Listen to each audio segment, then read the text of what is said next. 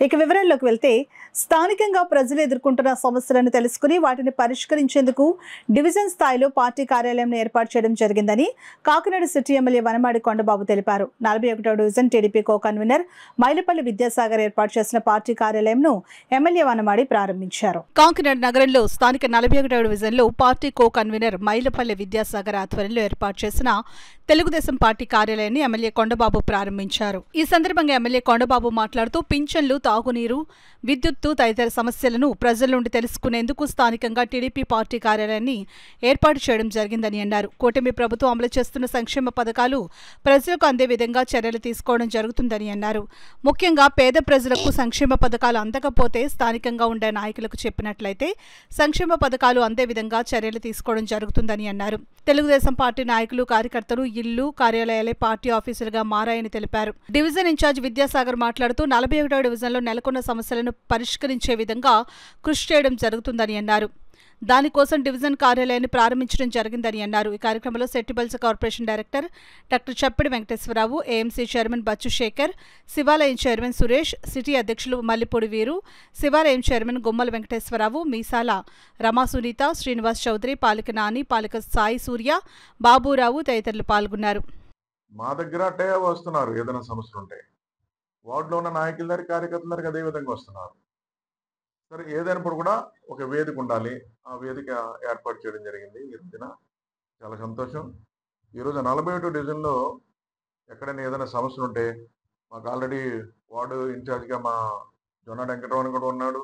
అదేవిధంగా డివిజన్ వేదిగా ఇంకా బూత్ వేదిగా సభ్యులు ఉన్నారు. ఇంకా అందరూ కూడా టీం వర్క్ చేస్తున్నారు. ఈ టీం వర్క్లో ఎవరి కాళ్ళే ఎవరు బాగా సర్వీస్ చేసుకుంటే వాళ్ళకి ఆటోమేటిక్గా ప్రజలు వచ్చి చెప్తూ ఉంటారు. ప్రజలు కూడా ఎలా ఉంటారంటే ఎవరైతే సర్వీస్ చేస్తున్నారో, ఎవరైతే రెస్పాండ్ అవుతున్నారో వాళ్ళ దగ్గరికి వస్తారు.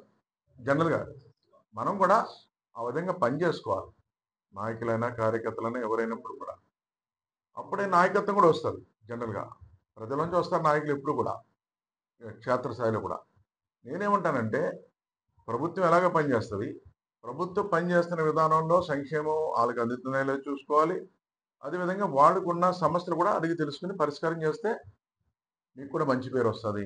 ఆ విధంగా మంచి పేరు తెచ్చుకోవాలని విద్యాసాగర్ కానీ, జొన్న వెంకటరమణ కానీ, ఇక్కడున్న మనకి ఉన్నటువంటి బూత్ కన్వీనర్ కానీ, సభ్యులు కానీ అందరూ కూడా ప్రజలకు అందుబాటులో ఉండి సర్వీస్ చేసి ఈరోజు మంచి పేరు తెచ్చుకోవాలని ఈ సందర్భంగా తెలియజేసుకుంటూ ఏది వేదిక ఏర్పాటు చేయడం జరగదు, దీన్ని కూడా ప్రజలందరూ ఉపయోగించుకోవాలని మీ ద్వారా తెలియజేస్తాం. ఉంటే తెలియజేసి వాటిని వీలైనంత త్వరగా పరిష్కరించడానికి ఒక వేదిక, ఒక ఆఫీస్ అనేది ఉండాలని చెప్పేసి 41వ వార్డులో అయ్యర్ హోటల్కి దగ్గరలో పక్కనే మా ఇంటి కిందనే ఒక ఆఫీస్ పెట్టడం జరిగింది. సో వార్డులో ఉన్న ప్రజలు అందరూ కూడా వీరికి మీకు ఏదైనా ఇబ్బందులు, ప్రాబ్లమ్స్ అట్లాంటివి ఏమైనా ఉంటే వాటిని మా దృష్టికి, టీడీపీలో బూత్ ఇన్ఛార్జీలు ఉన్నారు, ఇన్ఛార్జ్ గారు ఉన్నారు, నేనున్నాం, మా దృష్టిలో ఎవరి దృష్టికి తీసుకొచ్చినా సరే మీ సమస్యని తగినంత వేగవంతంగా పరిష్కరిస్తామని, ఈ పరిష్కరించడం గురించే ఇక్కడ ఈ తెలుగుదేశం కార్యాలయం కూడా పెట్టడం జరిగిందని, ఈ కార్యక్రమానికి ముఖ్య అతిథిగా వచ్చి